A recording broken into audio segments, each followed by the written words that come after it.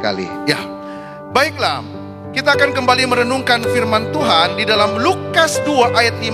Saya akan membacakan dalam terjemahan baru yang kedua.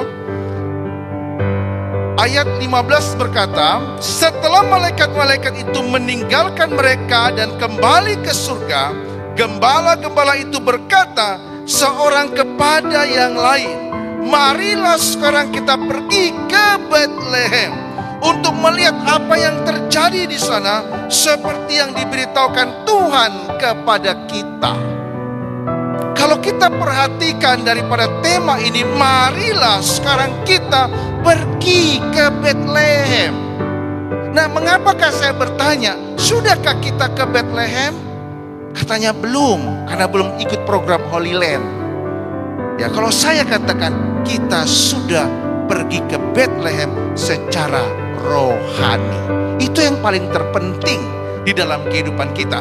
Nah, mengapakah Betlehem? Kita harus tahu bahwa Betlehem itu adalah kota suci di tepi barat Palestina, tempat kelahiran Yesus Kristus. Kota ini juga dikenal sebagai kota Daud. Satu hal yang sangat unik, mengapakah Betlehem 700 tahun sebelum kedatangan Yesus Kristus ini sudah dinubuatkan oleh Nabi Mika. Bayangkan jaraknya itu 700 tahun.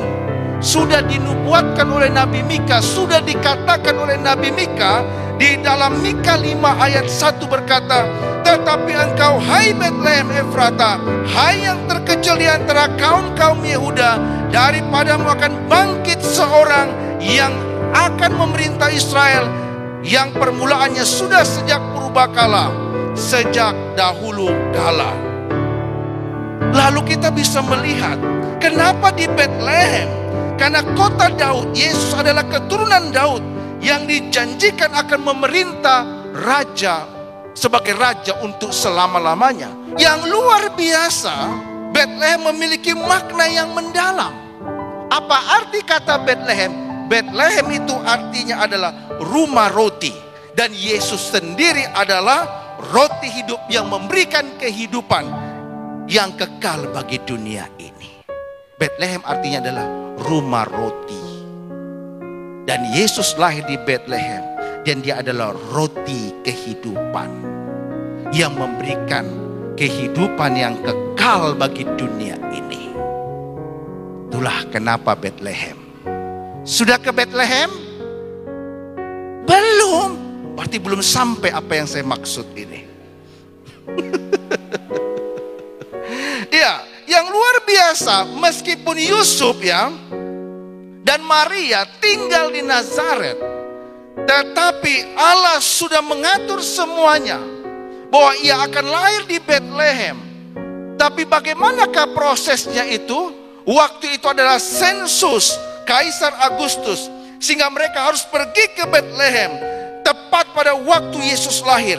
Ini menunjukkan bahwa menunjukkan bahwa tidak ada satupun detail dalam rencana Allah yang luput dari kehendaknya. Yesus lahir di Betlehem untuk menggenapi nubuatannya. Dan ketika itu kita bisa melihat bagaimana iman para gembala dalam peristiwa Natal, di mana kisah para gembala dalam peristiwa Natal mengajarkan tentang iman yang sederhana namun penuh keyakinan. Sederhana. Ketika dia mendapatkan kabar berita dari malaikat, pergilah kamu ke sana dan lihatlah dia terbaring di palungan. Ketika gembala melihat itu, mendengar itu, melihat dan mendengar yang disampaikan oleh para malaikat, maka mereka langsung pergi ke Betlehem, tempat Yesus dilahirkan. Betlehem dengan padang gembala, menurut dijelaskan oleh waktu saya ada di sana, dijelaskan itu oleh tour guide-nya, itu 2 kilo. Jadi perjalanan para gembala pergi ke Betlehem, tempat titik di mana Yesus lahir di kandang domba, itu jaraknya 2 kilo. 2 kilo perjalanan.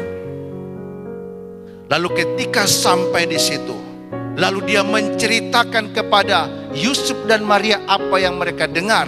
Dan orang-orang yang ada di sana, yang juga ada berkumpul di situ, mendengarkan itu, mereka sangat kagum dan memuliakan Allah.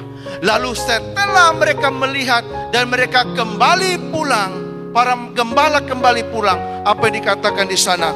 Mereka memuliakan Allah. Nah sekarang ini, kalau kita sekarang katakan, marilah kita pergi ke Bethlehem. Bethlehem itu menandakan apa? Menandakan adalah hati kita, di mana Yesus lahir di hati kita.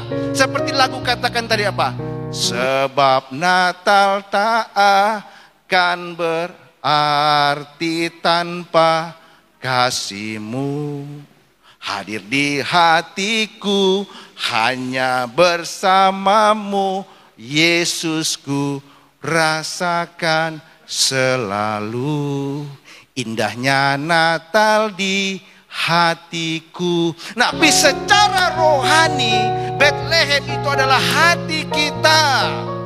Ketika kita sudah menerima Kristus, bertobat, terima Yesus sebagai Tuhan dan Juru Selamat kita secara pribadi, kita telah menerima Kristus. Berarti Bethlehem itu adalah hati kita. Yesus lahir di hati kita. Nah, kalau sampai ini, kalau saya tanya tidak tahu, saya tidak tahu lagi saya harus bilang apa. Sudah ke Bethlehem? Puji Tuhan. Beri kemuliaan bagi Tuhan dulu. Ya, makanya itulah yang paling terpenting adalah apa? Bethlehem itu ada di hati kita. Bethlehem adalah hati kita, di mana Yesus sudah lahir. Ketika orang sudah menerima Kristus di dalam hidupnya, percaya dan menerima Kristus, maka Yesus sudah lahir di hatinya. Berarti dia menjadi manusia yang baru. Paulus berkata apa? Barang siapa yang ada dalam Kristus, dia adalah ciptaan yang baru. Yang lama sudah berlalu, yang baru sudah datang. Ada amin? Berarti kita adalah manusia ciptaan baru dalam Kristus. Hati kita adalah Bethlehem itu sendiri. Dan Yesus lahir. Dan Yesus bertahta di dalam hati kita. Roh Kudus berdiam di dalam hati kita. Dialah yang mengontrol setiap sisi kehidupan kita.